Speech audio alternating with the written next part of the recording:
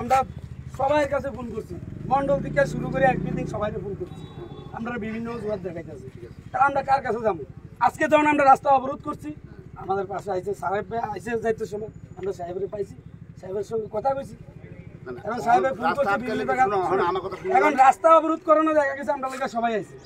রাস্তা চাইলে তুমি বুদ্ধপুরে আমরা লেগে কেউ থাকতে, তাহলে আমরা শ্রমিক সংগঠন, শ্রমিক দিয়ে সবকিছু চলে, শ্রমিক সংগঠন সবকিছু চলে। লিখিত কমপ্লেইন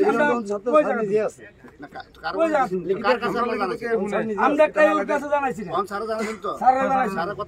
এখন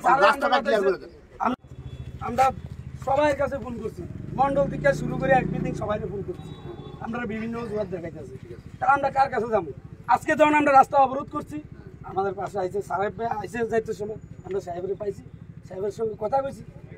এখন সাহেবের ফোন করছে, এখন রাস্তা অবরোধ করানো দেখা গেছে আমরা লেগে সবাই আইছে। রাস্তা চাইলে তুমি বুদ্ধপুরে আমরা লেগে কেউ থাকতে, তাহলে আমরা শ্রমিক সংগঠন, শ্রমিক দিয়ে সবকিছু চলে, শ্রমিক সংগঠন সবকিছু চলে। লিখিত কমপ্লেইন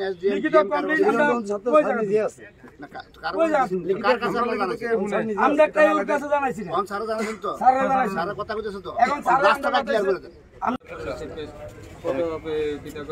অ্যাম্বুলেন্স গাড়ি টাড়ি ইয়ে হয়েছে, প্রবলেম হয়েছে, আর জিএম সাহেবের ফোন রিসিভ করে না। আমি 3 টাইম কল করছি, তাই নিয়ে